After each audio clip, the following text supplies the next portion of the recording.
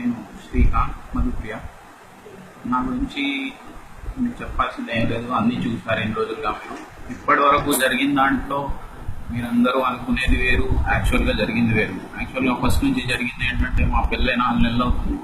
ఈ 4 నెలల్లో ఇప్పటి వరకు వాళ్ళ పేరెంట్స్కి 4 నెలల్లో ఎప్పుడూ నేను నచ్చలేదు. మా పెళ్ళి అప్పుడు అంత గొడవ చేసి పట్టుకెళ్ళారు తనని, అప్పుడు నచ్చలేదు. అప్పటి నుంచి ఇప్పటి వరకు ఒక్క రోజు కూడా నేను వాళ్ళకి నచ్చలేదు. ఈ 4 నెలల్లో కంటిన్యూస్గా తనకు ఫోన్ చేసి మాట్లాడుతున్నారే తప్ప ఒక్క రోజు కూడా నాకు ఫోన్ చేసి బాగా మాట్లాడింది లేదు. ఆ 4 నెలల నుంచి తనతో మాట్లాడేది కూడా ఎందుకనంటే కేవలం తనని మార్చి తనని మళ్ళీ పట్టుకెళ్ళడానికి, అంతే తప్ప వాళ్ళు ఏదో ప్రేమతో మాట్లాడుతున్నారని చెప్పేసి మేము అనుకొని మేమిద్దరం నమ్మేసి వాళ్ళ చేతిలో చిక్కి ఇట్లా మోసపోవడం జరిగింది, అంతే తప్ప మీరందరూ అనుకునేది మధుప్రియ తప్పు చేసింది, మధుప్రియ తప్పు చేసింది, మధుప్రియ తప్పు చేసింది అని చెప్పేసి మీడియాలో పెడుతున్నారు, సోషల్ మీడియాలో, మీ వెబ్సైట్లలో, మీ సైట్లలో పెట్టుకుంటున్నారు, మీ ఫేస్బుక్లో పెట్టుకుంటున్నారు. బట్ మీరందరూ దయచేసి తెలుసుకోవాల్సింది ఏంటంటే ఏం జరిగింది అసలు, దీనికి కారణం ఏంటి. ఇలా జరిగితే ఒకవేళ మధుప్రియ గిట్ట నన్ను మోసం చేసి ఉంటే, అప్పుడు వాళ్ళ అమ్మ నాన్న మోసం చేసి ఉంటే, పెళ్ళి అయిన 15 రోజులకి ఫోన్ చేసి పిల్లగానే ఇంటికి వెళ్దాం, మేము తన ఇంటికి వెళ్ళదు, కంటిన్యూస్గా డైలీ ఇంటికి వెళ్తూ అమ్మ నాన్నలతో మాట్లాడుకుంటూ ఉండదు. వాళ్ళని మోసం చేసింది, నన్ను మోసం చేసింది అని అంటున్నారు. అప్పుడు వాళ్ళ అమ్మ నాన్న మోసం చేసింది, ఇప్పుడు శ్రీకాంత్ మోసం చేసింది అని అంటున్నారు. శ్రీకాంత్ మోసం చేసి ఉంటే వాళ్ళు పట్టుకెళ్ళంగానే నెక్స్ట్ డేనే మళ్ళీ తనని బయటికి రానియకపోవడం వల్ల అంతసేపు వెయిట్ చేసి కానీ ఒకవేళ తనకు మోసం చేసి ఉంటే అలా గోడ దూకేసి మళ్ళీ నా దగ్గరికి వచ్చేసేది కాదు. బట్ మాత్రం దయచేసి చెప్తున్నాను మీ అందరికీ, మధుప్రియ ఎప్పుడూ ఎవరిని ఎక్కడా మోసం చేయలేదు.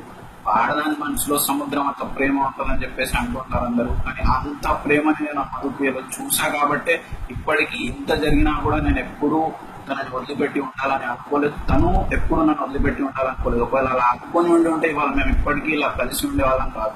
గొడవ జరిగి 3 days అయింది, అంత దారుణంగా నన్ను కొట్టారు. అయినా కూడా నేను ఇంత తొందరగా ఇలా ఇప్పుడు రికవర్ అయిపోయాను, 90% నేను రికవర్ అయిపోయాను అంటే కేవలం తను నాతో ఉండడం వల్లే.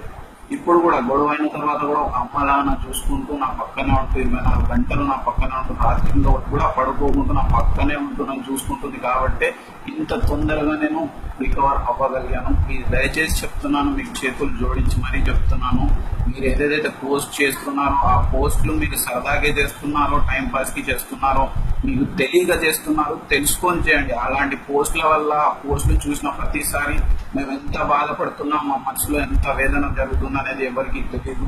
దయచేసి చెప్తున్నాను, పోస్టులు చేసేప్పుడు కొంచెం ఆలోచించండి.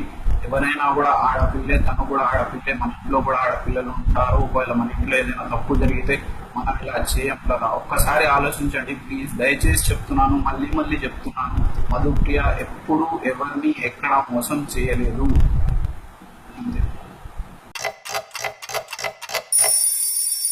టైం 2 రకాలు, ఒకటి గుడ్ టైం, 2 బ్యాడ్ టైం. అమ్ము నా ప్రాణం. నేను 5th చదివేటప్పుడు తను 3rd క్లాస్లో జాయిన్ అయింది. తను చిన్నప్పుడు చూసినప్పుడు ఎప్పుడు అనుకోలేదు తను పెద్ద ఇంత అందంగా తయారవుతుంది.